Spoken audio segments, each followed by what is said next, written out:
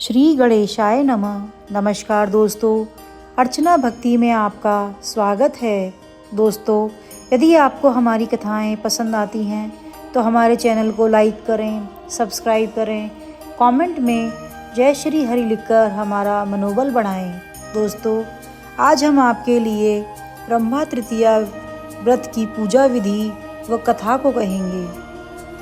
ब्रह्मा तृतीया पूजन विधि। ब्रह्मा तृतीया का व्रत करने के लिए सूर्योदय से पहले उठकर नित्य क्रियाओं से निवृत्त होने के पश्चात स्नान करें। भगवान सूर्यदेव को अर्घ्य अवश्य दें। तांबे के लोटे में जल लेकर उसमें लाल फूल, रोली और चावल डालकर सूर्यदेव को जल अर्पित करें। ब्रह्मा तृतीया के दिन माँ पार्वती जी की पूजा करें। घर में पूर्व दिशा की ओर मुख करके बैठ जाएं और अब अपने सामने माता पार्वती व अप्सरा रंभा जी का चित्र स्थापित करें। ब्रह्मा तृतीया पूजन में गेहूँ, अनाज और फूल का होना आवश्यक होता है। माँ पार्वती व अप्सरा रंभा जी के समक्ष धूप और घी का दीपक जलाएं। सुहाग की सामग्री अर्पित करें। फिर प्रसाद के रूप में मिष्ठान का भोग लगाएं। ब्रह्मा तृतीया के दिन सुहागिन महिलाओं को सुहाग का सामान दान करने से माँ पार्वती और अप्सरा रंभा प्रसन्न होती है और आपको अखंड सौभाग्य का आशीर्वाद देती है। ब्रह्मा तृतीया के दिन अप्सरा रंभा जी की पूजा करने के बाद शिव, पार्वती और गणेश जी का आशीर्वाद लिया जाता है।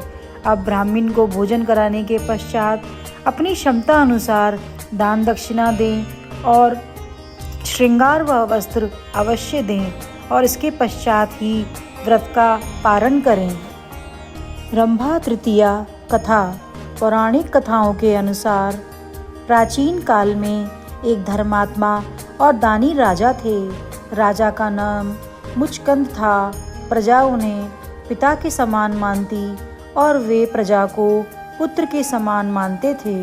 राजा मुचकंद वैष्णव थे और भगवान विष्णु के भक्त थे। वे प्रत्येक एकादशी को बड़ी व्रत और निष्ठा के साथ भक्ति किया करते थे।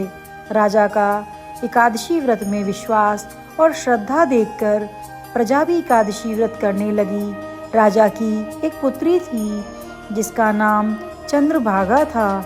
चंद्रभागा भी पिता को देखकर एकादशी का व्रत रखती थी। चंद्रभागा जब बड़ी हुई तो उसका विवाह राजा चंद्रसेन के पुत्र शोभन के साथ कर दिया और शोभन भी विवाह के पश्चात एकादशी का व्रत रखने लगा। कार्तिक मास की पक्ष की एकादशी आई तो नियमानुसार शोभन ने एकादशी का व्रत रखा। व्रत के दौरान उसको भूख लग गई और वह भूख से व्याकुल होकर छटपटाने लगा। इस छटपटाहट में भूख से शोभन की मृत्यु हो गई।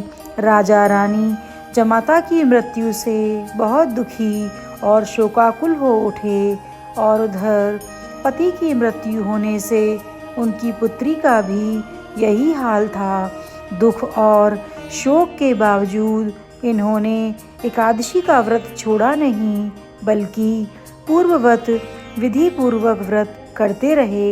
एकादशी का व्रत करते हुए शोभन की मृत्यु हुई थी, अतः उन्हें मंदरांचल पर्वत पर स्थित देवनगरी में सुंदर आवास मिला। वहाँ उनकी सेवा हेतु ब्रह्मा नामक अप्सरा और अन्य अप्सराएं जुटी रहती थीं। एक दिन राजा मुचकंद किसी कारण से मंदरांचल पर गए और उन्होंने शोभन को ठाट बाट में देखा तो आकर रानी और अपनी पुत्री को सारी बातें बताईं। चंद्रभागा पति का यह समाचार सुनकर मंदिरांचल पर गई और अपने पति शोभन के साथ सुखपूर्वक रहने लगी। मंदिरांचल पर इनकी सेवा में रंभादी अप्सराएं लगी रहती थीं, अतः इसे रंभा एकादशी भी कहते हैं।